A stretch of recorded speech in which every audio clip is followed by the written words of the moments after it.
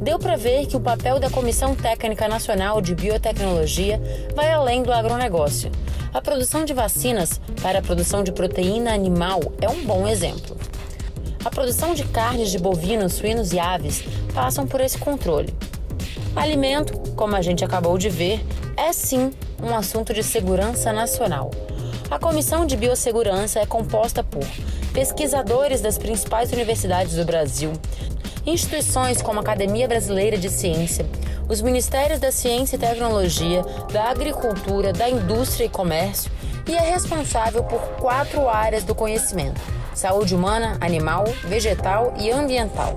Para vocês terem uma ideia, nós temos na pauta da CTN-Bio mais ou menos em torno de 400 processos por mês. Claro que a gente não dá conta de andar na pauta e esgotá-la naquela reunião daquele mês. Então, sempre sobra coisa para o mês seguinte. Ela é uma comissão de relevância nacional, portanto, todas as pessoas que participam dela ganham 0. Ela é, vamos dizer assim, vista como uma questão de segurança nacional para o país e de relevância nacional também, porque ela trata de um assunto que vai gerar como consequência aspectos extremamente importantes dentro da economia, né? Mas precisa do conhecimento básico de especialistas de todas essas grandes 4 áreas. Então, nós temos 4 subsetoriais, que nós chamamos assim, que são as de saúde humana, animal, que se reúnem juntas. Por exemplo, hoje é o primeiro dia da reunião desse mês. Essas 2 comissões se reúnem juntas para avaliar todos os processos que tratam de produtos de organismos geneticamente modificados que são aplicados dentro da saúde humana e da saúde animal. Então, por exemplo, lá nós temos muitos tipos de vacinas, todas as vacinas que usam organismos geneticamente modificados, tanto para a saúde humana quanto animal. E aí eu gostaria de reforçar a questão principalmente da parte animal, que são vacinas de importância para a pecuária e para a produção de carnes no país. Então, toda a parte de aves, suínos, bovinos, tudo que usa de medicamento, de vacina para esse tipo de produção, né, de carne desses animais, passam pela CTN-Bio. E temos a outra subcomissão, chamada vegetal e ambiental, que trata, portanto, dos organismos geneticamente modificados, que são aqueles que serão destinados para o uso para plantio, no caso das plantas, né? E, evidentemente, aqueles que afetam o ambiente, ou que pode ser afeto ao meio ambiente. Eu só queria, talvez, dar um exemplo importante que afeta toda a sociedade. Por exemplo, a insulina que os diabéticos tomam hoje, né, que utilizam para poder controlar o diabetes, quando eles são dependentes da insulina, né, é uma proteína produzida por um organismo geneticamente modificado, produzido por uma bactéria. Ela é quimicamente pura, ela é exatamente igual à insulina que a gente produz dentro do nosso corpo, mas é produzida por um organismo geneticamente modificado. E no caso dos vegetais, nós temos os famosos transgênicos, que já gerou muita polêmica no mundo, ainda gera, né? E já gerou também no Brasil, mas isso muito em função da história do que aconteceu aqui no país. Essa lei de biossegurança que foi aprovada em 2005, ela veio acalmar toda a insegurança jurídica que havia até então. Embora já tenha mais de 20 anos que os primeiros grãos de soja e milho foram plantados, estamos tratando de um assunto extremamente contemporâneo e ainda desconhecido. Afinal, o que é um organismo geneticamente modificado? Esse alimento, ele é um organismo que foi transferido um gene de um outro organismo diferente dele. O gene é uma estrutura que nós temos que codifica determinadas proteínas dentro do genoma da gente. O genoma é o nosso DNA, né? E tudo tem DNA. Então, todos os organismos vivos, obviamente, tem dentro dele, das células dele, lá dentro do núcleo dele, o genoma dele, que é constituído basicamente por DNA, proteínas, mas basicamente o DNA que está ali dentro, que é o nosso material hereditário. É o que a gente passa para as gerações seguintes, né?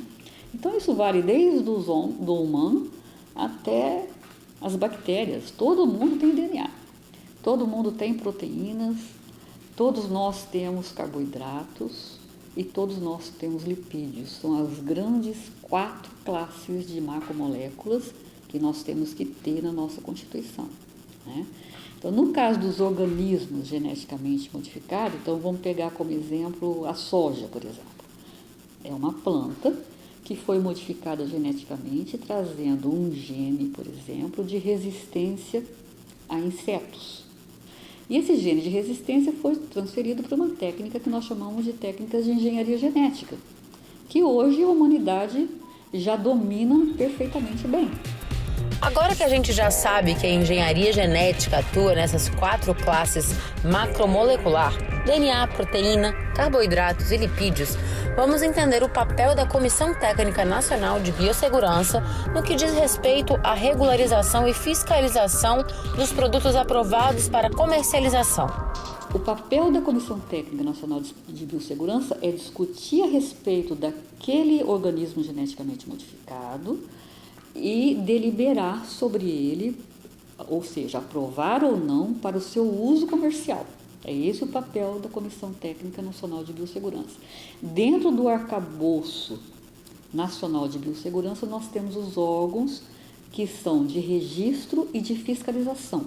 Então, por exemplo, na área de saúde humana, quem registra e quem fiscaliza é a Anvisa.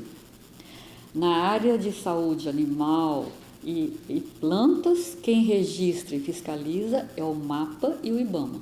Então, é o Ministério da Agricultura e o IBAMA.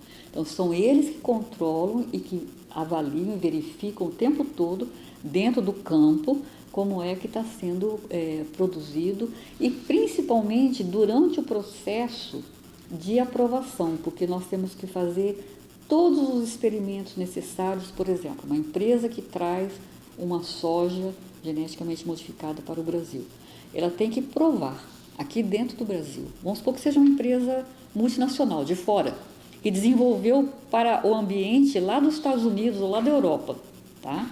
Ela tem que provar aqui dentro do Brasil que não vai fazer mal para a saúde humana, para a saúde animal, e principalmente para o nosso meio ambiente. Nós também perguntamos à presidente da CTN Bio, doutora Maria Sueli, quais os principais avanços e inovações na produção de alimentos geneticamente modificados e ficamos surpreendidos com a nova tecnologia de edição de genoma. A grande novidade é que nós temos hoje a possibilidade de fazer modificações dentro de um genoma de um organismo sem envolver transferência de um DNA de um organismo diferente daquele para ele. São as chamadas novas tecnologias ou edição de genoma. Assim como você edita uma matéria na área de comunicação, nós hoje sabemos editar um genoma dentro de uma célula.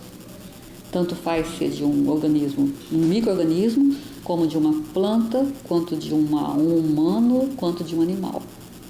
Isso é altamente revolucionário. Isso aconteceu a questão de 5 anos atrás, que esse conhecimento foi descoberto, esse conhecimento científico, e está revolucionando a biotecnologia hoje. Nós já aprovamos na CTN Bio 2 leveduras para a produção de bioetanol, que nós, por uma resolução produzida dentro da própria CTN Bio, porque nós temos essa prerrogativa de fazer normativas infralegal, nós temos a lei, mas nós temos normativas infralegal, que a própria CTN Bio propõe, aprova, desenvolve, para cumprir ou para se adequar ao desenvolvimento científico num mundo que é tão veloz. Mudar uma lei demora, mas uma normativa é mais fácil da gente poder operar dentro daquela evolução que teve a ciência para se ajustar ao regulatório da Comissão Técnica Nacional de Biossegurança. Então, nós fizemos uma normativa que trata dessa questão da edição de genoma.